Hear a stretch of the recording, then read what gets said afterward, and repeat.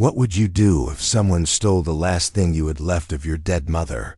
Madison Blackwell was about to show Westfield High exactly what happens when you mess with the wrong person. By the time she was done, 3 of the school's biggest bullies would be sobbing in the principal's office, begging for mercy. But they had no idea what they'd unleashed when they decided to target the quiet new girl with the mysterious past. Before we jump back in, tell us where you're tuning in from.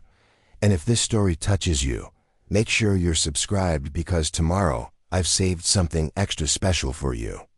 Madison Blackwell stepped through the glass doors of Westfield High on a gray October morning, her worn leather jacket pulled tight against the autumn chill. She'd transferred to 5 different schools in the past 3 years, and each time she told herself this would be the one where she could blend in, stay invisible, and just make it through senior year without any drama. The hallways buzzed with the usual Monday morning energy. Students clustered around lockers, catching up on weekend gossip, while others hurried past with their heads buried in phones. Madison navigated through the crowd, clutching her schedule and trying to locate room 237 for first period chemistry. Unconsciously touched the simple silver ring on her right hand, a delicate band with a small sapphire that had belonged to her mother. It was the only thing of value she owned, and more importantly, the only tangible connection she had left to the woman who died in a car accident 2 years ago. Since then, Madison had been shuffled between distant relatives and foster homes, never staying anywhere long enough to put down roots. "Excuse me," she said to a girl with perfectly straightened blonde hair who was applying lip gloss at a locker mirror. "Do you know where room 237 is?" The girl, Brittany Summers, according to the varsity cheerleading jacket she wore, looked Madison up and down with barely concealed disdain. Madison knew that look well. Her thrift store clothes, discount sneakers, and the fact that she carried her books in a worn canvas bag instead of a designer backpack marked her immediately as an outsider. "Second floor, East Wing," Brittany said curtly before turning back to her reflection. Madison found the chemistry classroom just as the bell rang. Mrs. Patterson, a middle-aged woman with kind eyes behind wire-rimmed glasses, gestured toward an empty lab table near the back. "Class, we have a new student joining us today. Madison Blackwell, would you like to introduce yourself?" Madison shook her head slightly. "I'm good, thanks." A few students snickered, but Mrs. Patterson moved on gracefully. Madison took her seat and tried to focus on the lesson about molecular structures, but she could feel eyes on her. She'd learned to recognize the predatory gaze of potential bullies, and several students were already sizing her up. At lunch, Madison found a quiet corner table in the cafeteria. She pulled out a peanut butter sandwich she'd made that morning and opened a worn paperback novel, hoping to signal that she wanted to be left alone. It was a strategy that had worked at her previous schools. Most bullies preferred targets who would react dramatically to their taunts, but Madison had underestimated the hierarchy at Westfield High. Well, what do we have here?" Madison looked up to see 3 students approaching her table. The leader was a tall, broad-shouldered boy with the kind of confident swagger that screamed, "entitled rich kid." His Letterman jacket had Chase Morrison embroidered on the chest, along with patches for football and wrestling. Behind him stood his constant companion, Derek Walsh, shorter but stockier, with the mean eyes of someone who enjoyed inflicting pain. The third member of their group was Brittany, the girl from the morning. "I'm Chase," the leader said, sliding uninvited into the seat across from Madison. "I run things around here, and I like to personally welcome all the new students." Madison closed her book but didn't respond. She'd dealt with guys like Chase before, boys who'd never heard the word no, and who viewed anyone different as a threat to their carefully constructed social order. "Not much of a talker, are you?" Derek said, leaning against the table. "That's okay, we can do all the talking." "Nice ring," Brittany said suddenly, her eyes fixed on Madison's hand. "Where'd you get it?" "The bargain bin at some pawn shop." Madison's jaw tightened. She slipped her hand under the table, but it was too late. They'd noticed her protective instinct. "Oh, that's interesting," Chase said, his voice taking on a predatory tone. "Looks like we hit a nerve. What's so special about some cheap little ring?" "It's nothing," Madison said quietly. "Just leave me alone." "Leave you alone?" Derek laughed. "But we're just being friendly. Right, Chase?" Chase leaned forward, invading Madison's personal space. "See, here's the thing, Madison. Westfield High has a certain culture, and part of that culture is understanding your place in the social order. You seem like a smart girl, so I'm sure you can figure out where you fit."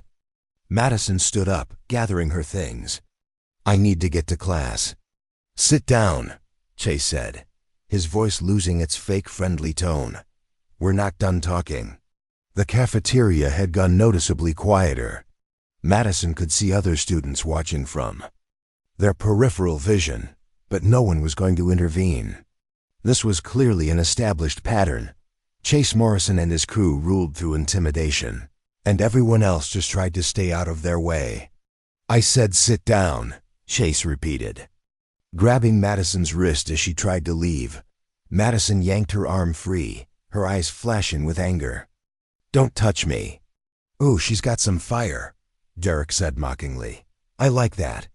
Brittany suddenly reached across the table and grabbed Madison's other hand. "Let me see that ring up close." "Get off me." Madison pulled back, but Brittany had a surprisingly strong grip. "It's actually kind of pretty," Brittany said, examining the sapphire. "Very vintage. I bet it would look great on me."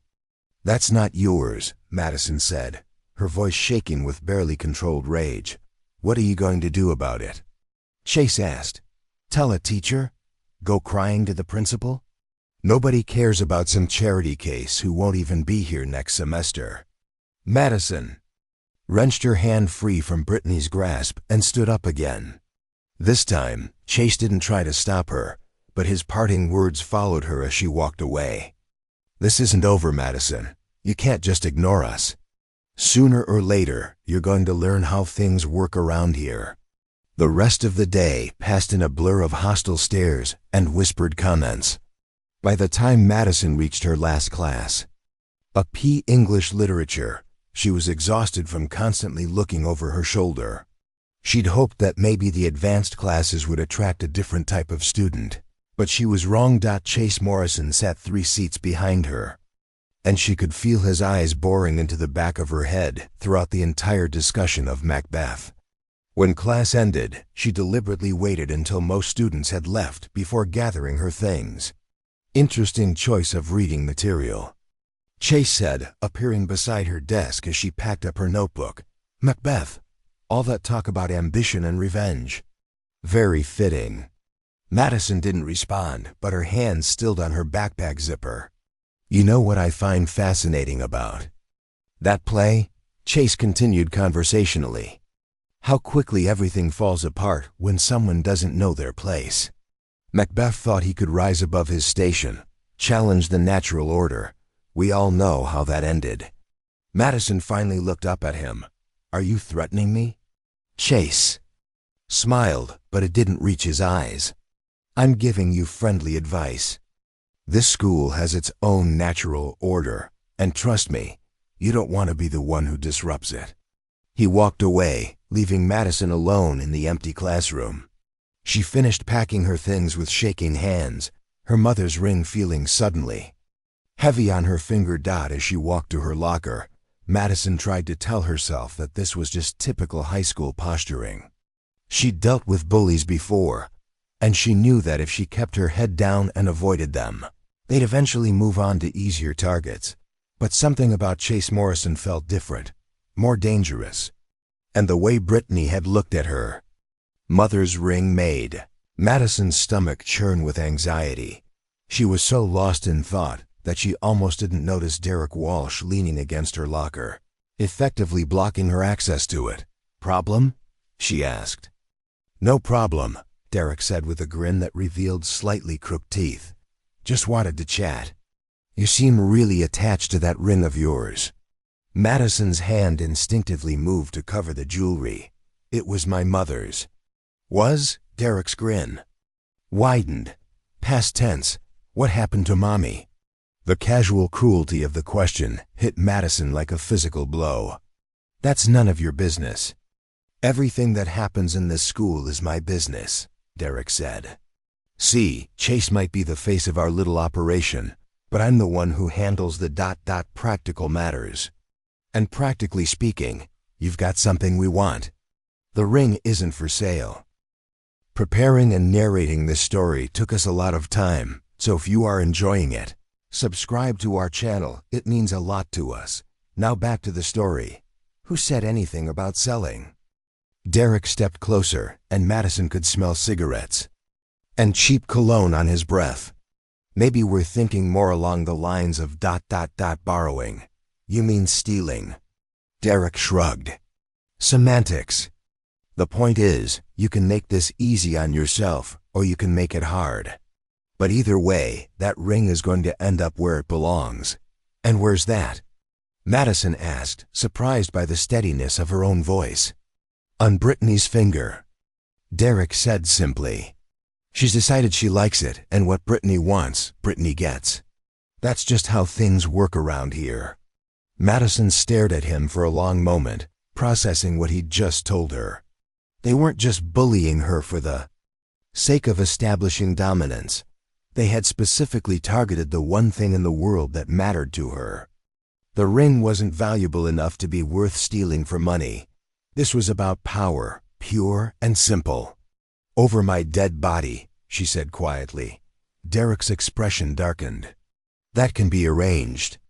The threat hung in the air between them for several seconds before Derek stepped aside, finally allowing Madison access to her locker. She opened it with trembling fingers, grabbed her jacket, and slammed it shut again. Think about what I said, Derek called after her as she walked away. You've got until Friday to make the right choice. Madison made it all the way to the parking lot before the full impact of the situation hit her. She wasn't just dealing with typical high school bullies. These kids were something else entirely. They had the confidence of people who'd never faced real consequences for their actions, and they clearly viewed her as nothing more than an obstacle between them, and something they wanted. As she waited for the city bus that would take her back to her current foster home, Madison twisted her mother's ring around her finger and tried to think. She'd been in difficult situations before, but never anything quite like this. Moving to another school wasn't an option. Her caseworker had made it clear that Westfield was her last chance to graduate on time. The bus arrived, and Madison climbed aboard, lost in thought. She found a seat in the back and stared out the window as familiar suburban neighborhoods rolled past. Somewhere out there, Chase Morrison was probably bragging to his friends about how he'd put the new girl in her place. Derek Walsh was likely planning his next move, and Brittany Summers was probably already imagining how her mother's ring would look on her manicured finger. But Madison Blackwell was planning too. And unlike her tormentors, she had nothing left to lose. Madison's foster home was a cramped two-story house on Maple Street, where Mrs. Helen Rodriguez cared for 4 other teenagers in various stages of the system. Helen was kind but overwhelmed, working double shifts at the hospital to make ends meet. She'd warned Madison when she arrived that she couldn't provide much supervision. The kids were expected to handle their own problems and stay out of trouble. Madison appreciated the hands-off approach. It meant she could research her enemies without interference. That evening, she sat at the small desk in the bedroom she shared with Chloe, a quiet 15-year-old who spent most of her time with headphones on. Madison's laptop, a refurbished model she'd bought with money from her part-time job at a grocery store, hummed quietly as she methodically gathered intelligence. Chase Morrison was exactly what she'd expected. Captain of the football team, son of Morrison Construction's owner, destined for State University on a combination of athletic scholarship and family donations. His social media revealed a life of expensive cars, vacation homes, and casual cruelty disguised as humor. Photo after photo showed him and his friends tormenting younger students, always with that same predatory smile. Derek Walsh was more interesting. His family owned 3 auto repair shops around town, and his older brother had recently been arrested for assault. Derek's own record was surprisingly clean. Either he was smart enough not to get caught, or his family had enough local influence to make problems disappear. His posts were filled with aggressive workout videos and barely veiled threats disguised as motivational quotes. Brittany Summers was the most dangerous of the 3. Daughter of a prominent defense attorney and the mayor's chief of staff, she had connections throughout the city's power structure. Her Instagram was carefully curated perfection: designer clothes, charity events, honor roll certificates. But Madison found traces of her real personality in the comment sections, where Brittany systematically destroyed other girls with surgical precision. More importantly, Madison discovered that the trio had a pattern. They'd tormented at least 6 other students over the past 2 years, always using the same escalating tactics.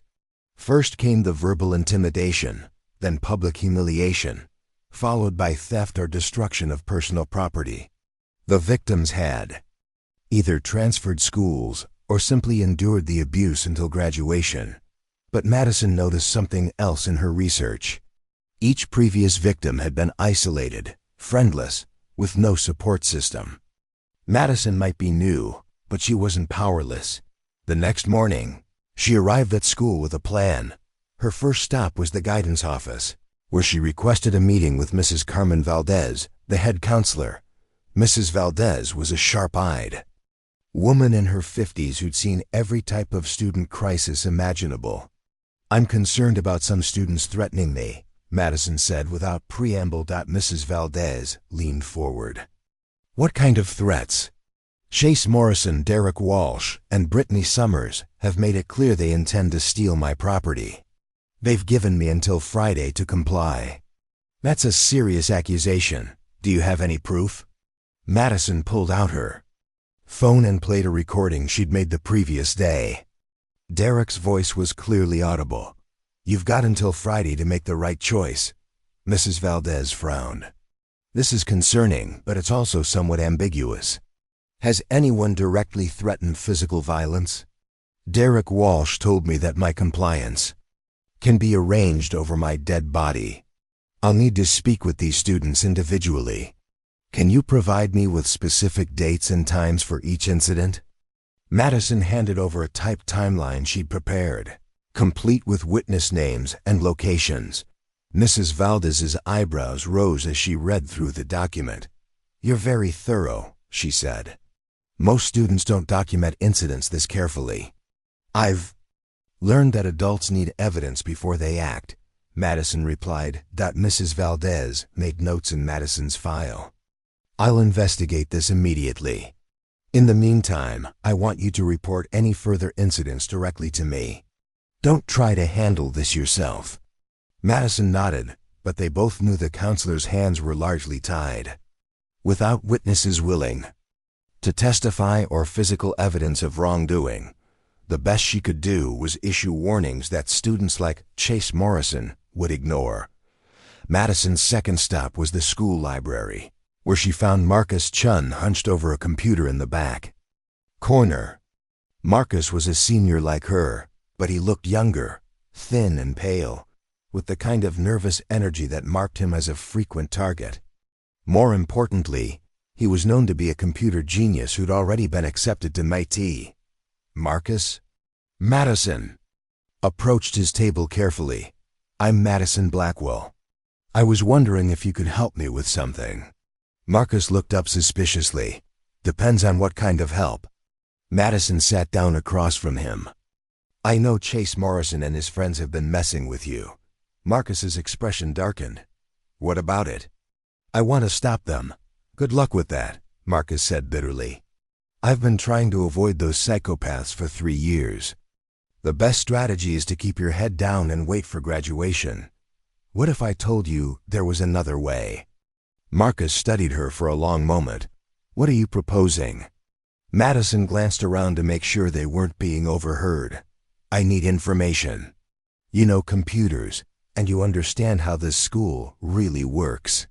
I'm thinking we could help each other. You want me to hack something, Marcus said flatly. I want you to help me level the playing field. Marcus was quiet for several minutes, his fingers drumming nervously on the table. Finally he spoke. What exactly did they do to you? Madison told him about the ring, about her mother, about Derek's ultimatum. As she spoke, Marcus's expression grew increasingly angry. They took my laptop last month, he said finally. Claimed it was an accident when Derek shoved me down the stairs. It had 3 years of programming projects on it. My parents couldn't afford to replace it, so I've been using the school computers ever since. Did you report it? Marcus laughed humorlessly. To who? Derek's dad sponsors half the athletic programs. Chase's family built the new gymnasium. Brittany's mom literally writes the school board's legal briefs. You think anyone cares about some geek's missing laptop? Madison leaned forward. So help me make them care. The conspiracy began that afternoon. Madison and Marcus met at the public library downtown, far from any potential surveillance by their tormentors. Marcus brought along 2 other students, Jessica Park, a Korean-American junior whose academic scholarship had been threatened when Brittany started a false rumor about cheating, and Antonio Rivera, a sophomore whose younger brother had been hospitalized after Derek's playful wrestling moves went too far. We call ourselves the Forgotten, Marcus explained as they huddled around a corner table. Students who've been ground up by the Morrison machine, but nobody believes or cares. Madison looked around the group. How many others are there? 7. That we know of, Jessica answered. But most are too scared to do anything. They just want to survive until graduation. I don't want to just survive, Madison said. I want justice. Antonio, who'd been silent up to this point, finally spoke. What did you have in mind? Madison pulled out a notebook filled with detailed plans she'd been working on since the previous night. We're going to give them exactly what they deserve. But we're going to do it smart, and we're going to do it legally. Over the next hour, Madison outlined her strategy. It was complex, multi-layered, and required perfect timing. More importantly, it would use the trio's own arrogance and cruelty against them. This is insane, Marcus said when she finished. It'll never work. It will work, Madison replied. Because they think we're powerless. They've gotten away with everything for so long that they've become careless. They don't see us as threats, they see us as toys. Jessica nodded slowly. The beauty is that they'll basically destroy themselves. We're just ... facilitating. When do we start? Antonio asked. Madison checked her phone. It was Wednesday afternoon. Derek had given her until Friday, tomorrow, she said. Phase 1 begins at lunch. The next morning, Madison walked into Westfield High with her head held high. She wore her mother's ring prominently, making sure it caught the light as she moved through the hallways. Several students noticed her confident demeanor, so different from the scared, defensive girl they'd seen earlier in the week. Chase Morrison certainly noticed. He intercepted her at her locker before the first period. You seem awfully cheerful for someone who's running out of time, he said. Madison smiled at him, a real smile, not the fearful grimace she'd been wearing. Just looking forward to Friday. Chase's expression faltered slightly. You better not be planning anything stupid. Who, me? Madison asked innocently. I'm just a scared little foster kid. What could I possibly do to the great Chase Morrison? The uncertainty in Chase's eyes was exactly what Madison had been hoping for. Bullies thrived on predictability. They needed their victims to cower and beg. Confidence confused them. We'll see, Chase muttered. But he walked away instead of escalating the confrontation. Madison's first class was chemistry, where she sat next to Timothy Brooks, a quiet boy who'd been documenting the trio's crimes for months. Timothy had a unique advantage. His father was a private investigator who taught him surveillance techniques. Under Madison's direction, Timothy had spent the previous evening installing tiny cameras in strategic locations around the school. "There. Alive," Timothy whispered as Mrs. Patterson began her lesson on chemical reactions. "Video quality is perfect, and the audio is crystal clear." Madison nodded, keeping her eyes fixed on her textbook. "Remember, we need them to incriminate themselves. Completely, no half measures." At lunch, Madison walked into the cafeteria like she owned the place. She chose a table in the center of the room, under the brightest lights, and laid out her food with deliberate care. Then she held up her hand, letting her mother's ring sparkle under the fluorescent bulbs. The reaction was immediate. Conversations. Students turned to stare. And from across the room, Brittany Summers rose from her usual table like a predator scenting blood. "This should be interesting," Marcus murmured from his position at a nearby table, his laptop open and recording. "Everything." Madison smiled and waited. Phase 1 was about to begin. Brittany approached Madison's table with the calculated grace of a socialite at a charity gala, but her eyes burned with pure malice. Chase and Derek flanked her like bodyguards, their expressions promising violence. If Madison didn't cooperate— Well, Brittany said, sliding into the seat across from Madison without invitation. "Someone's feeling brave today." Madison continued eating her sandwich, not bothering to look up, just enjoying lunch. "That's a beautiful ring," Brittany continued, her voice dripping with false sweetness. "I've been thinking about it all week.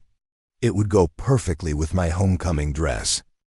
"Good thing there are jewelry stores," Madison replied calmly. Chase leaned forward, his bulk casting a shadow over the table.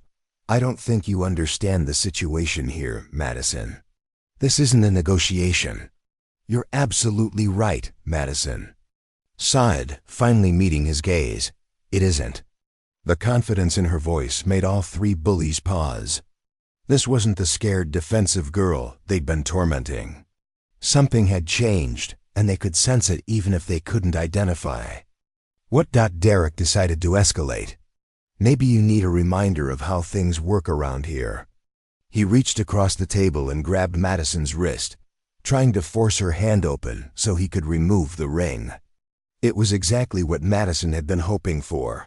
"Get your hands off me," she said loudly, her voice carrying across the suddenly silent cafeteria. Derek's grip tightened. "Just give us the ring and nobody gets hurt." "You're hurting me." Madison's voice rose to a near shout, ensuring that every student in the cafeteria could hear her clearly. Several teachers looked over, but none moved to intervene. They'd learned from experience that getting involved in Chase Morrison's conflicts was a career-limiting move. The Morrison family's donations funded too many programs for the administration to risk alienating them over teenage drama, but Madison wasn't relying on adult intervention. She was counting on something much more powerful: the court of public opinion and the viral nature of modern social media.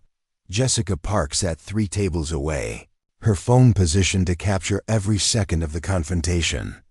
Antonio Rivera was filming from another angle, making sure to get clear shots of Derek's face as he twisted Madison's arm.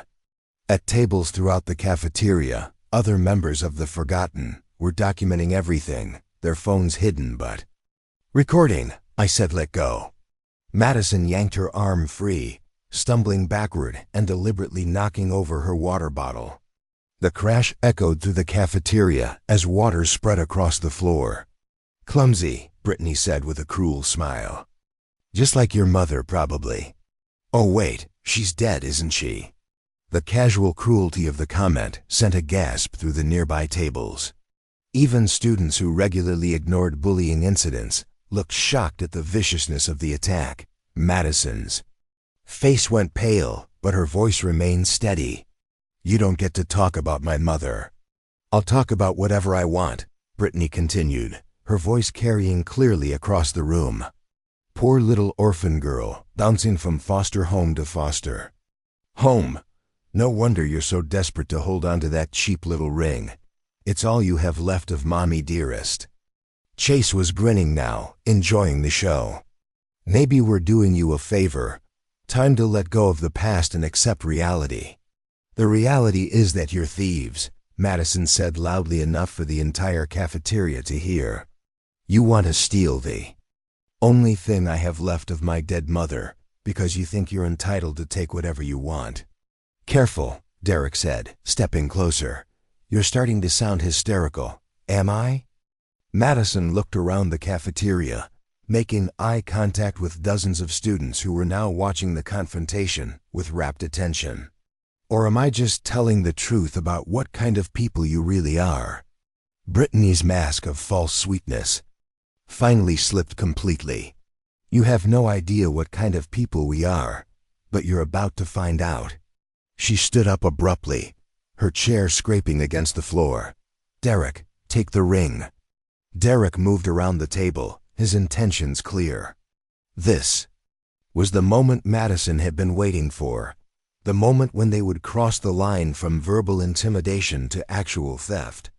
With dozens of witnesses and multiple cameras recording every second, but instead of cowering or running, Madison did something unexpected. She laughed. You know what's funny? She said, her voice carrying a confidence that made Derek hesitate. You think this is about a ring? Chase frowned. What are you talking about? Madison stood up, facing all three of them without flinching. This was never about the ring. It was about you showing everyone exactly who you really are. You're insane, Brittany said, but there was uncertainty in her voice now. Am I? Look around, Brittany. Really look. For the first time, the three bullies became aware of their surroundings. The entire cafeteria had gone silent, with hundreds of students watching the confrontation. More importantly, dozens of phones were visible, all pointed in their direction. You just threatened to steal from an orphan, Madison continued, her voice carrying clearly in the silence. Derek physically assaulted me in front of everyone. And Brittany, you mocked my dead mother. All of it recorded, all of it witnessed. Chase's face was turning red with anger and embarrassment. You set us up. I didn't set up anything, Madison replied. I just gave you enough rope to hang yourselves. And you took it eagerly. Derek lunged forward, reaching for Madison's throat. But she was ready for him. She sidestepped smoothly, and Derek's momentum carried him into the table behind her. Food and drinks scattered as he crashed into a group of sophomore girls, who screamed and jumped back. Did everyone see that? Madison asked the room.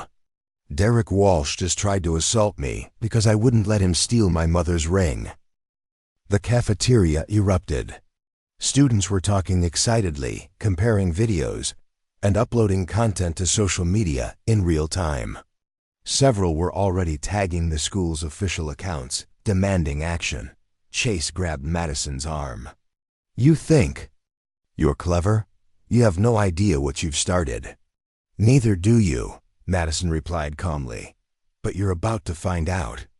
Mrs. Patterson, the chemistry teacher, finally pushed through the crowd of students. What's going on here? These three students are trying to steal my property, Madison said clearly. Derek Walsh physically assaulted me, and all of them have been threatening me for days. That's not true. Brittany protested. She's lying. Really? Madison pulled out her phone and played Derek's recorded threat from the previous day. His voice was unmistakable. Over my dead body. That can be arranged. Mrs. Patterson's expression hardened. All four of you, to the principal's office. Now. As they walked through the hallways, Madison could hear the buzz of activity behind them.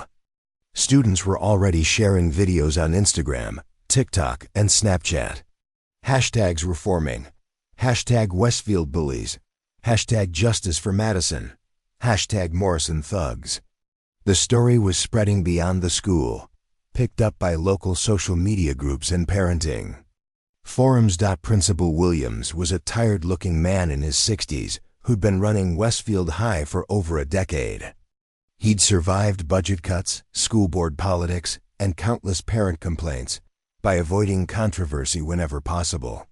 The last thing he wanted was a viral bullying scandal that would bring unwanted attention to his school. "Sit down, all of you," he said wearily as they filed into his office. Chase immediately went on the offensive. "Mr. Williams, this girl has been causing problems all week. She's trying to stir up drama and make false accusations." "False accusations?" Principal Williams pulled up his computer, where dozens of tagged posts were already appearing in his social media feeds. Because according to these videos, Derek Walsh physically assaulted Miss Blackwell, and Miss Summers made cruel comments about her deceased mother. "Those videos are taken out of context," Brittany said quickly. "Are they?" Principal Williams clicked on one of the clearest recordings. Derek's voice filled the office. "Just give us the ring and nobody gets hurt." The principal's expression grew darker as he watched more footage. The evidence was overwhelming and undeniable. Worse, it was already spreading across the internet, tagged with the school's name and location. "Miss Blackwell," Principal Williams said finally, "can you explain why you didn't report these incidents immediately?" Madison had prepared for this question. "I did report them, sir. I filed a complaint with Mrs. Valdez yesterday morning and provided her with a detailed timeline of threats and intimidation." Principal Williams checked his computer and found the counselor's report. His face went pale as he read through Madison's documented evidence: dates, times, witness names, and recorded conversations. "You've been documenting this systematically," he said. "Yes, sir. I learned from my previous schools that adults need proof before they'll take action against popular students." The implication hung heavy in the air. Principal Williams realized he was dealing with someone who understood exactly how the system worked and had been several steps ahead of everyone from the beginning. Chase tried one more desperate gambit. "She's obviously unstable. Look at how she manipulated this whole situation." "Manipulated?" Madison asked innocently. "All I did was eat lunch. You three were the ones who decided to threaten me, assault me, and mock my dead mother in front of hundreds of witnesses." Principal Williams was already calculating the damage control he'd need to implement. The Morrison family's influence wouldn't protect Chase from viral video evidence of attempted theft and assault. The school board would demand action to avoid negative publicity. "I'm suspending all three of you pending a full investigation," he announced. "You can't do that," Brittany protested. "My mother will hear about this." "I'm sure she will," Principal Williams replied grimly. "Along with everyone else in town, thanks to social media." As the three bullies were escorted out of his office, Principal Williams turned to Madison. "Miss Blackwell, I have to ask, did you plan this entire confrontation?" Madison met his gaze steadily. "I planned to protect myself and my property, sir. Everything else was their choice." It was technically true, and they both knew it. Madison had orchestrated the situation brilliantly, but she'd never actually done anything wrong. She'd simply created the perfect conditions for her tormentors to reveal their true nature to the world. "You're free to go," Principal Williams said. "But I want you to know that this isn't over. There will be investigations, interviews, and probably legal proceedings." Madison stood up, smoothing down her clothes. "I understand, sir. I'm prepared for whatever comes next." As she walked out of the principal's office, Madison could hear her phone buzzing with notifications. The story was spreading faster than she'd even hoped. By the time she reached her locker, #Justice for Madison was trending locally, and supportive messages were pouring in from students, parents, and even teachers from other schools. Marcus Chun was waiting by her locker, grinning broadly. "Phase 1 complete?" Madison smiled back, twisting her mother's ring around her finger. "Phase 1 complete. Time for Phase 2. The real revenge was just beginning. By Friday morning, the Morrison construction building on Main Street was surrounded by local news vans.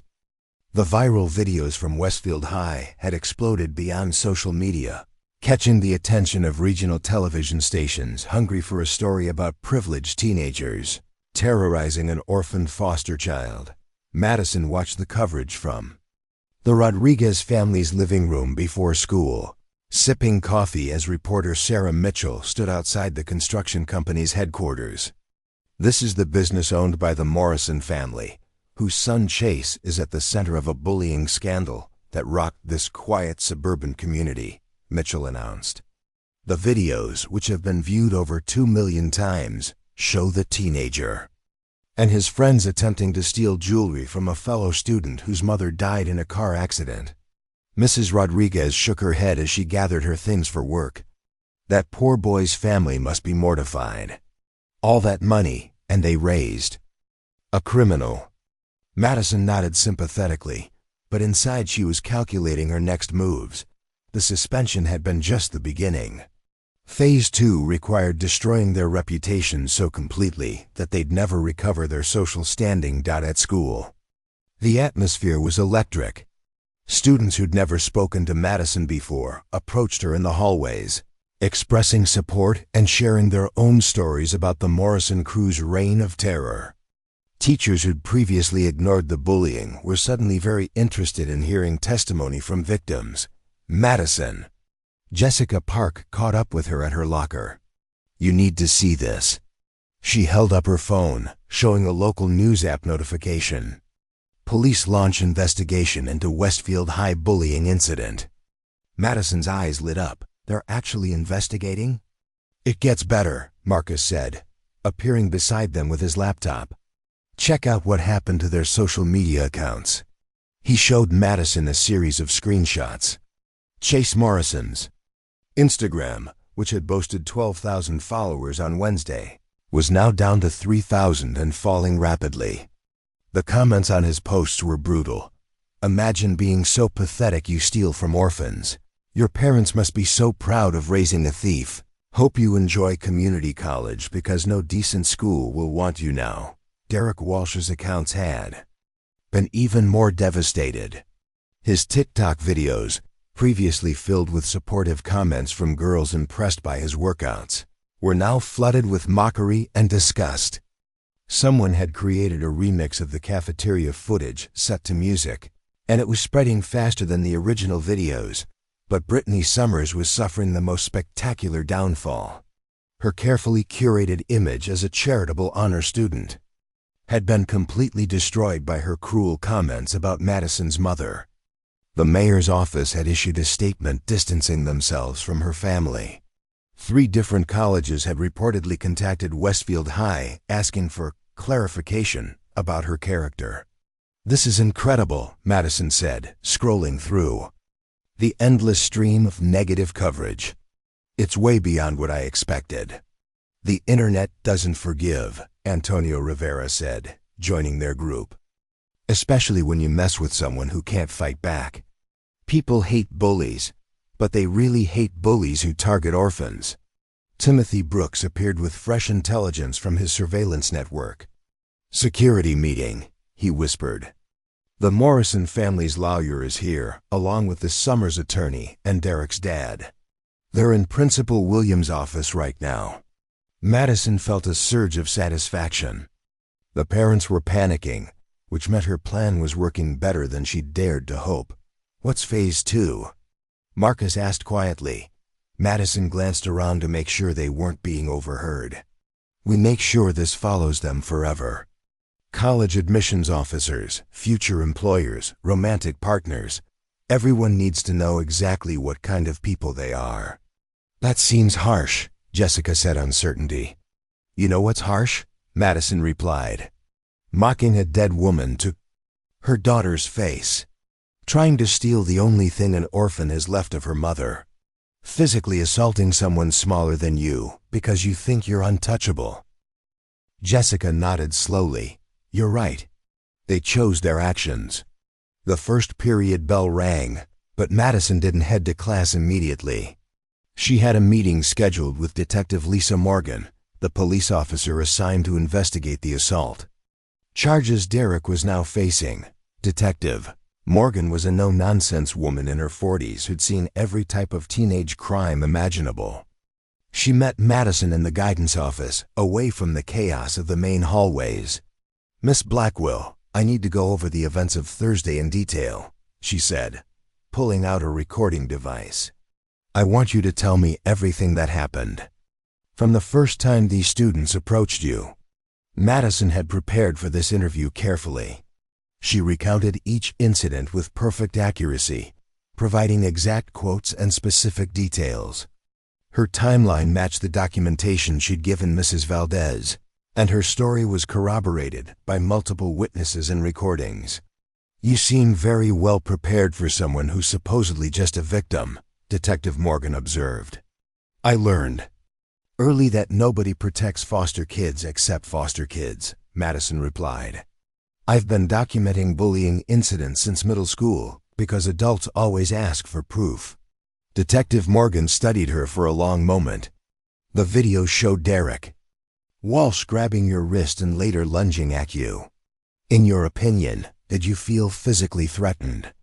"Absolutely.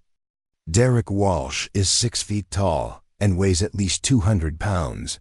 I'm 5'4" and weigh 110 pounds. When someone that much bigger grabs you and threatens violence, it's terrifying. And the ring they were trying to take, can you tell me about its significance?" Madison's voice became softer, more vulnerable. "It was my mother's engagement ring. She was wearing it when she died in the car accident. It's the only thing I have left of her, and it's not even valuable, maybe $200. They wanted it specifically because they knew it would hurt me to lose it." Detective Morgan made extensive notes. "I'll be honest with you, Miss Blackwell. Assault charges against juveniles from prominent families are difficult to prosecute. But the video evidence is compelling, and the public attention means the district attorney will have to take this seriously." After the interview, Madison returned to class, but her mind was already working on the next phase of her plan. The legal system would handle Derek's assault charge, but she wanted justice for all 3 of her tormentors, not just criminal charges for one. During lunch, she received an unexpected visitor. Ryan Morrison, Chase's older brother, approached her table with a nervous expression. Ryan was a college sophomore home for fall break, and unlike his younger brother, he'd always been known for his decent character. "Madison, I'm Ryan Morrison. I wanted to apologize for my brother's behavior." Madison looked up at him cautiously. "I'm listening. Chase called me yesterday, crying and begging me to help him fix this mess. He's finally realizing that his actions have consequences." Ryan sat down without invitation. "I want you to know that my parents are horrified. They're making him get a job to pay for anger management counseling, and they've cut off his college fund until he proves he's changed." "That's a start," Madison said neutrally. "I also wanted to ask, what would it take for you to consider this resolved?" "My family is willing to make substantial financial compensation for the emotional distress you've suffered." Madison almost smiled. The Morrisons were trying to buy their way out of the scandal, just as she'd predicted they would. "Your brother didn't just hurt me financially," she said. "He humiliated me, threatened me, and tried to steal the only thing I have left of my mother. Money doesn't fix that kind of damage. What if Chase made a public apology, donated to foster care charities, did community service?" "Ryan, your brother spent 3 days terrorizing me for entertainment. He showed me exactly who he is when he thought there wouldn't be consequences. Why should I believe he suddenly had a change of heart?" Ryan was quiet for a moment.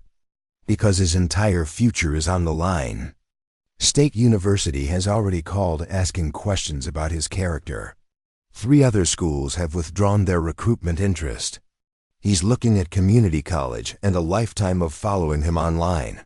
"Good," Madison said simply. "Maybe next time he'll think twice before tormenting someone he thinks is powerless." Ryan's expression hardened slightly. "You're not just a victim, are you? You orchestrated this whole thing." "I protected myself using legal means," Madison replied. Everything that happened to your brother was a direct result of his own choices. You baited him into attacking you on camera. I ate lunch. He chose to assault me and attempt theft in front of hundreds of witnesses. I didn't make him do anything. I just gave him the opportunity to show everyone who he really is. Ryan stared at her for a long moment, then shook his head. You're scary, you know that? I'm effective, Madison corrected. And your brother should have thought about that before he decided to mess with someone who had nothing left to lose. After Ryan left, Madison felt a moment of satisfaction. The Morrison family was scrambling, which meant the Summers and Walsh families wouldn't be far behind. But her revenge wasn't complete yet. The final phase would require patience, precision, and a level of social manipulation that would ensure her tormentors never fully recovered from their fall from grace. Madison pulled out her phone and began typing messages to her network of allies. Phase 3 was about to begin, and it would be the most devastating yet. The next few days would show the true extent of Madison Blackwell's capacity for revenge.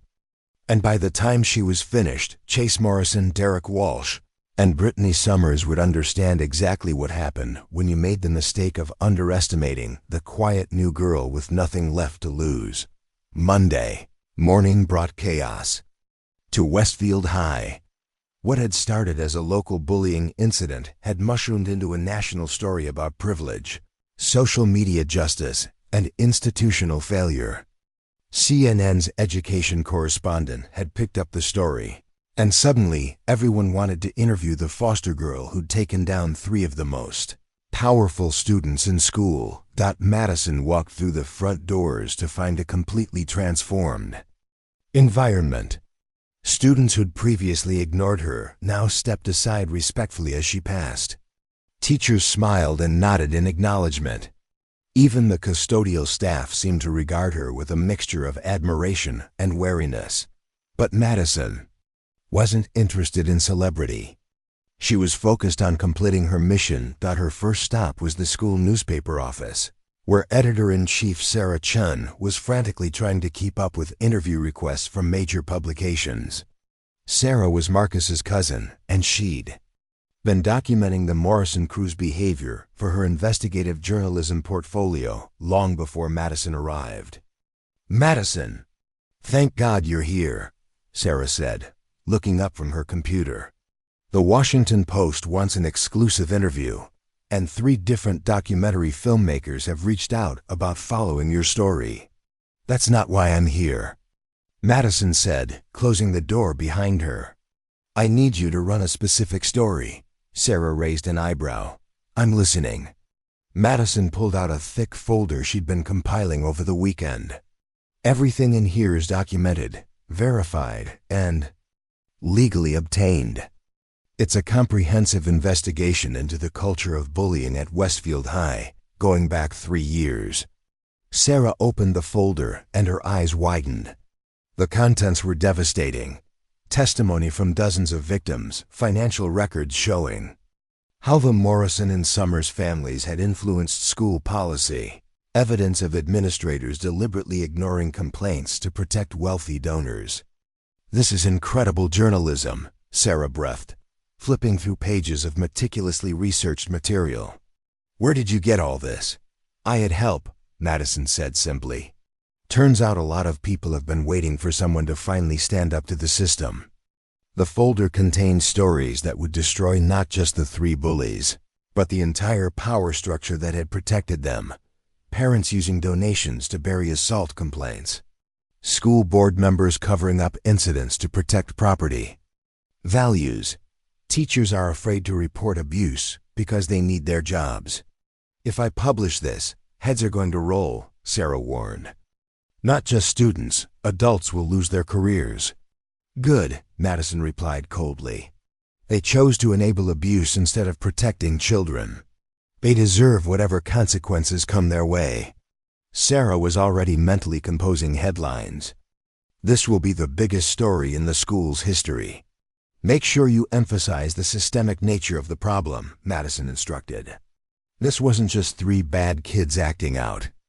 This was an institutional failure that allowed predators to flourish because their parents had money.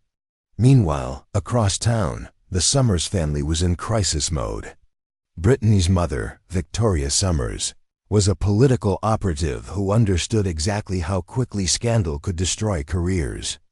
She'd called an emergency meeting with the Morrison and Walsh families to coordinate their response. The three families gathered in the Summers' opulent living room, their children notably absent. Victoria paced behind the marble coffee table, while the others sat in uncomfortable silence. "We need to contain this before it spreads any further," Victoria announced. "I've already had calls from 3 different political opponents asking about my family's character issues." Robert Morrison, Chase's father, looked exhausted. His construction company had lost 2 major contracts over the weekend as clients distanced themselves from the scandal. "The girl won't take money. My son Ryan tried to negotiate, but she's not interested in settling quietly." "Then we discredit her," Derek's father, Tony Walsh, suggested. His auto repair business was blue-collar compared to the others, but his family had their own influence through union connections. "Foster kids always have problems.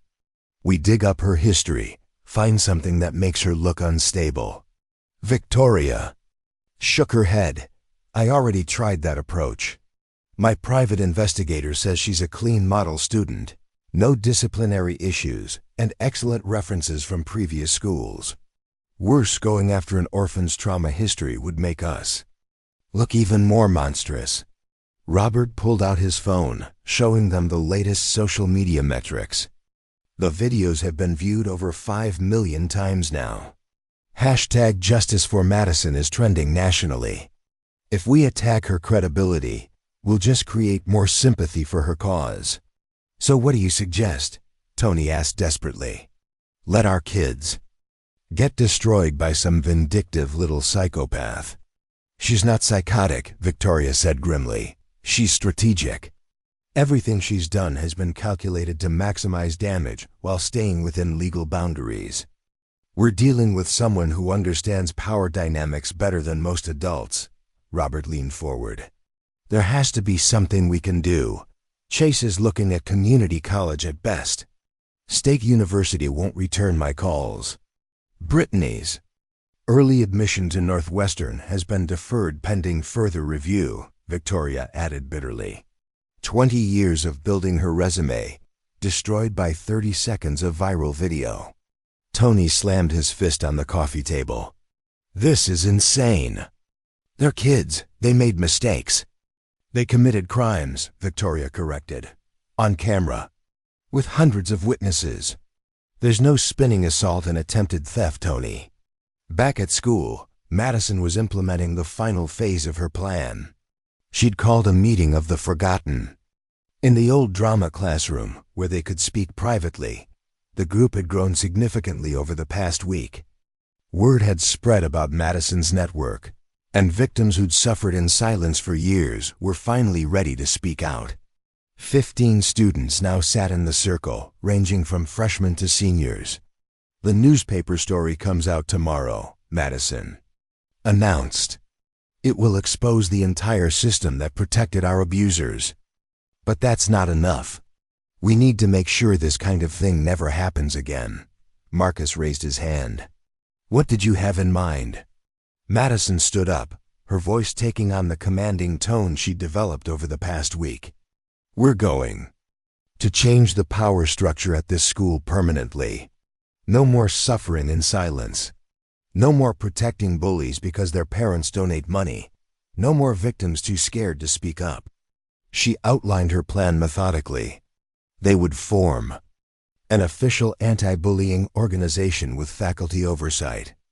They would create anonymous reporting systems that bypassed potentially compromised administrators. They would establish support networks for victims and consequences for perpetrators that couldn't be influenced by family wealth. Most importantly, Madison continued, "We're going to document everything. Every incident, every complaint, every attempt to cover up abuse. We'll create a permanent record that follows these people wherever they go.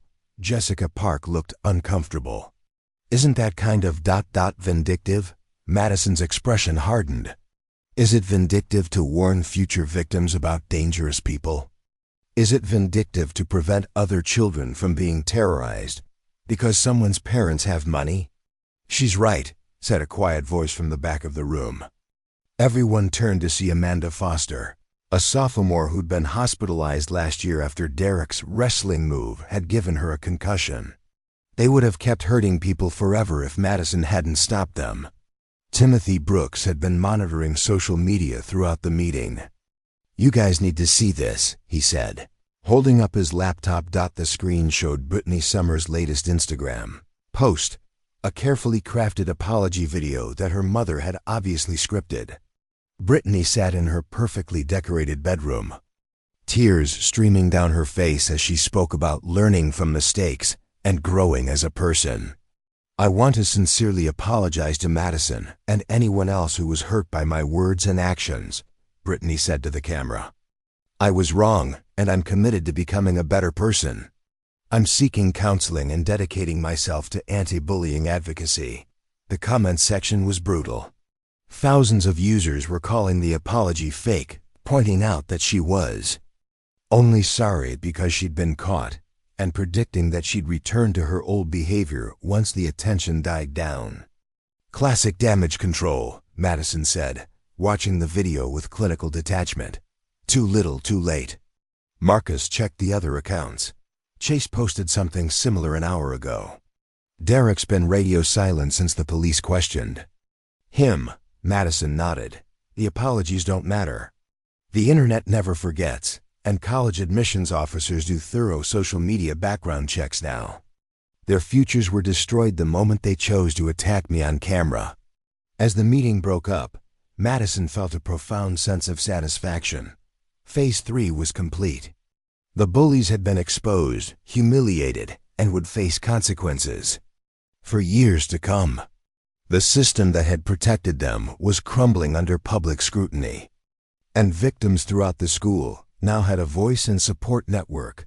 But as she walked home through the familiar suburban streets, Madison couldn't shake the feeling that something was still missing.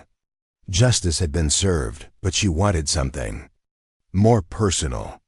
Something that would give her the emotional closure she needed to move forward. The opportunity would come sooner than she expected. Tomorrow would bring the newspaper expose, and with it, the final confrontation that would determine whether Madison Blackwell's revenge was truly complete. Her phone buzzed with a text from an unknown number. "Meet me at the park on Elm Street at 8 p.m. We need to talk." Seaman Chase Morrison wanted a face-to-face meeting. Madison smiled as she typed her response. "See you there."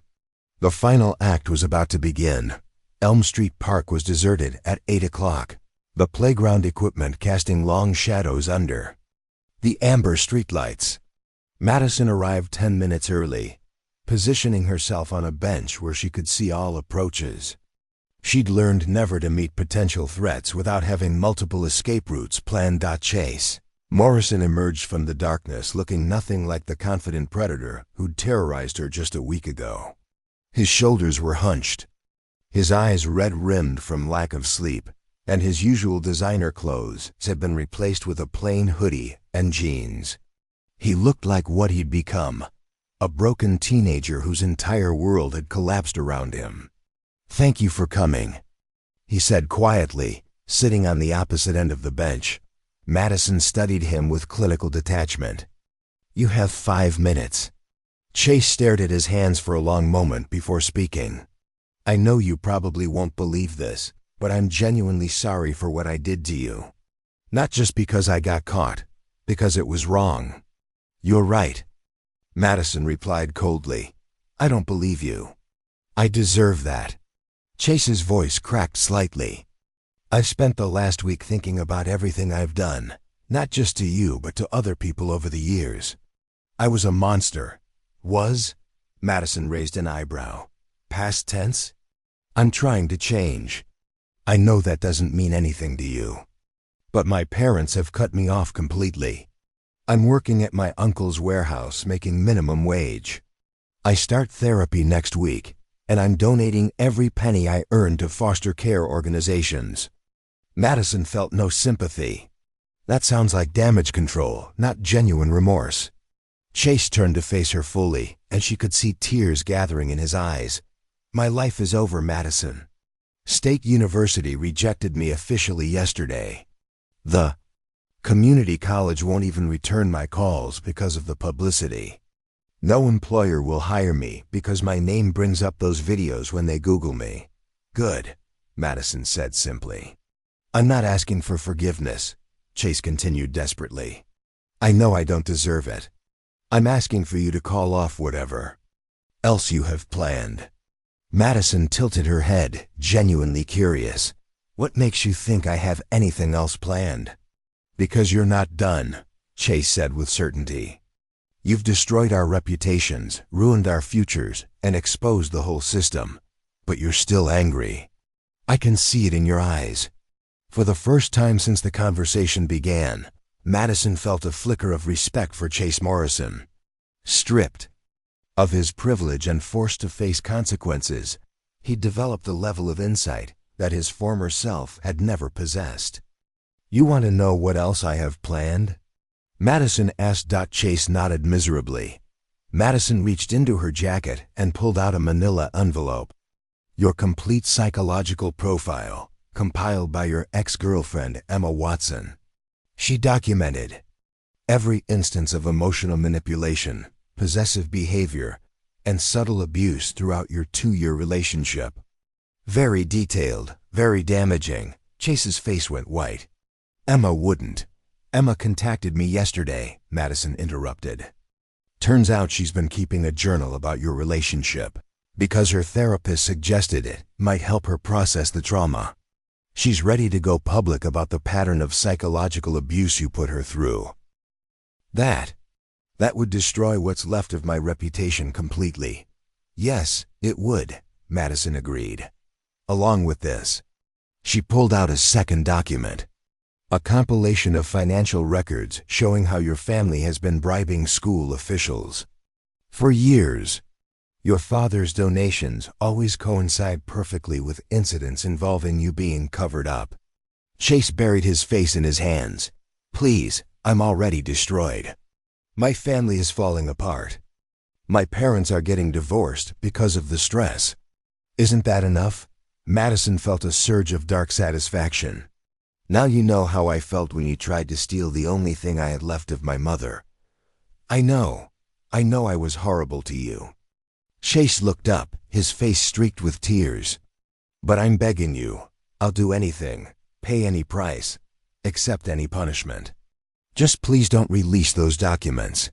Madison studied him for a long moment, seeing not the arrogant bully who'd terrorized her, but a broken boy who was finally experiencing consequences for his actions.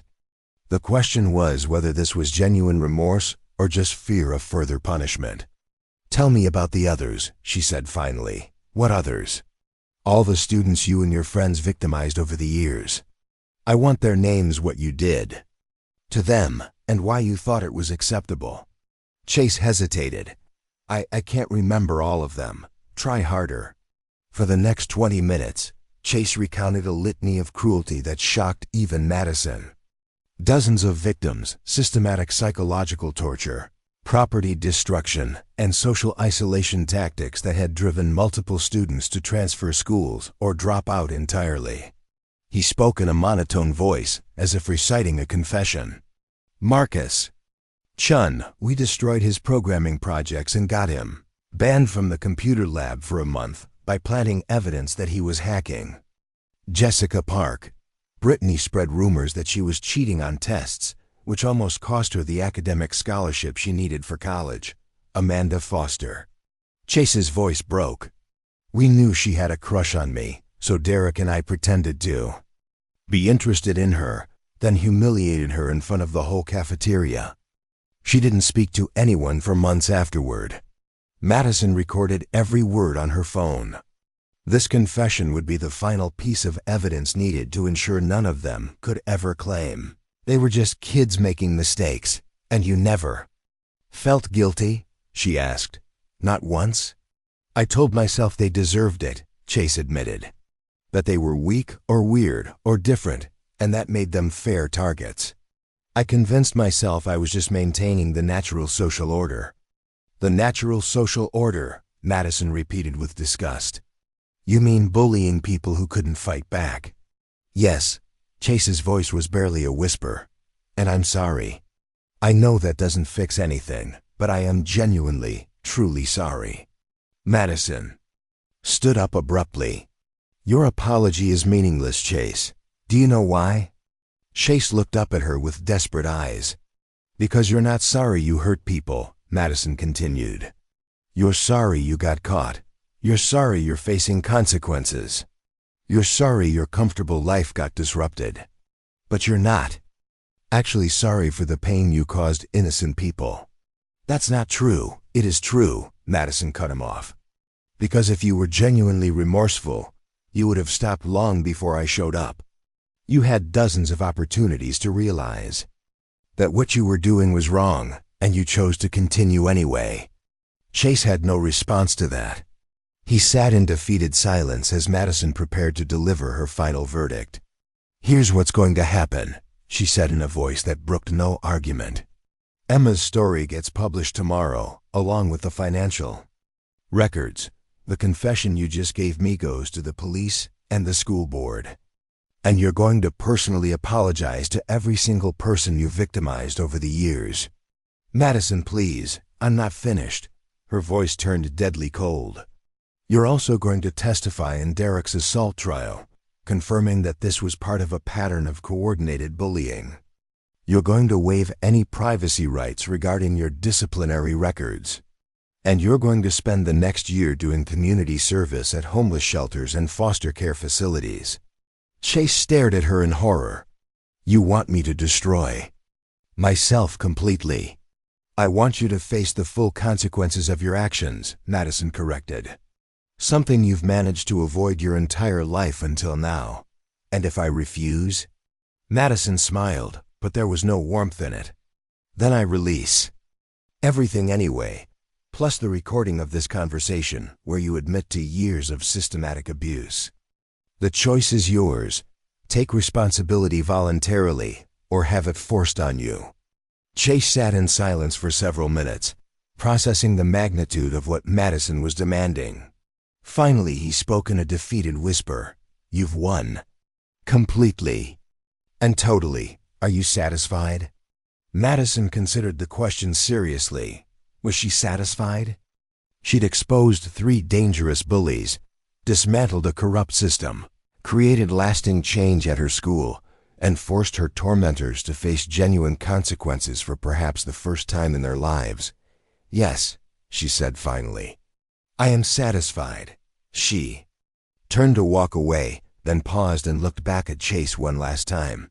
For what it's worth, I hope you actually do change. Not for my sake. I don't care what happens to you. But for the sake of future potential victims who might cross your path.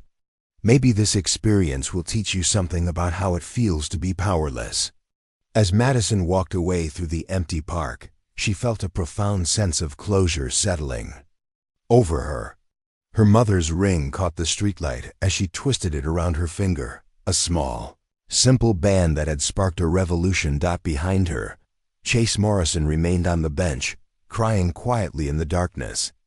Tomorrow, the final chapter of his public humiliation will begin. But for Madison Blackwell, the foster kid who'd been underestimated by everyone, the future looked brighter than it had in years. Justice, it turned out, was a dish best served cold, calculated, and completely devastating.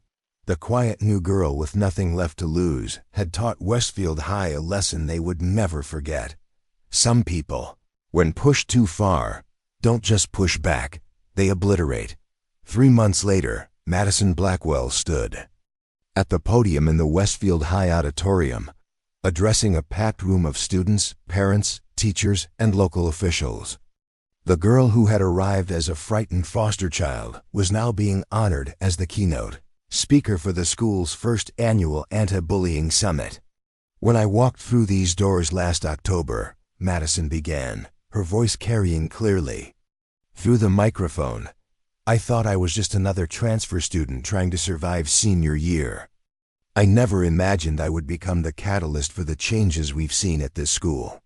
The audience was completely silent, hanging on every word. In the front row sat Mrs. Rodriguez, Madison's foster mother, beaming with pride. Behind her, dozens of former victims who now served as peer counselors and advocates filled several rows. "But this story isn't really about me," Madison continued. "It's about what happens when ordinary people refuse to accept that cruelty is normal. It's about the power of documentation, the importance of all eyes, and the fact that bullies only win when good people stay silent." The transformation at Westfield High had been nothing short of revolutionary. Principal Williams had been forced into early retirement after the school board investigation revealed his systematic cover-up of bullying incidents. The new principal, Dr. Maria Santos, had implemented comprehensive reforms that became a model for districts nationwide. The Morrison Safe Reporting System, ironically named after Chase's family as part of their court-mandated restitution, allowed students to report bullying anonymously through a secure app that bypassed potentially compromised school officials. Every report was investigated by an independent committee that included students, parents, and community members. Zero-tolerance policies now applied regardless of family wealth or social status.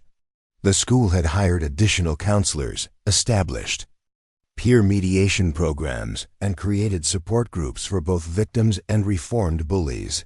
"The most important lesson I learned," Madison said, "is that real change requires more than just punishing individual bad actors. You have to transform the entire system that allowed them to flourish." In the audience, she spotted several familiar faces from her revenge campaign. Marcus Chun, now president of the school's newly formed Student Justice League, was recording the speech for the school's documentary about institutional reform. Jessica Park had become the anti-bullying coordinator, using her experience to help other victims find their voices. Timothy Brooks was documenting everything for his college application portfolio. His surveillance skills had evolved into legitimate journalism. But Madison's eyes lingered on three figures sitting in the very back row, almost hidden in the shadows. Chase Morrison, Derek Walsh, and Brittany Summers had been required to attend the summit as part of their community service obligations. Chase looked like a completely different person. The arrogant athlete had been replaced by a thin, hollow-eyed young man who worked nights at a homeless shelter while attending community college during the day. His assault conviction had been reduced to misdemeanor harassment in exchange for his testimony against Derek, but the social media trail of his crimes followed him everywhere. Derek Walsh was wearing an orange jumpsuit. He was attending the summit on a supervised release from the County Juvenile Detention Center, where he was serving 6 months for assault. His wrestling scholarship had been revoked, his college prospects destroyed, and his family's auto shop had lost half their business due to negative publicity. Brittany Summers might have suffered the most complete fall from grace. The mayor's office had quietly reassigned her mother to avoid further scandal, and her father's law practice had hemorrhaged clients. Northwestern had not only rejected her application, but had shared her viral videos with other schools as an example of character issues.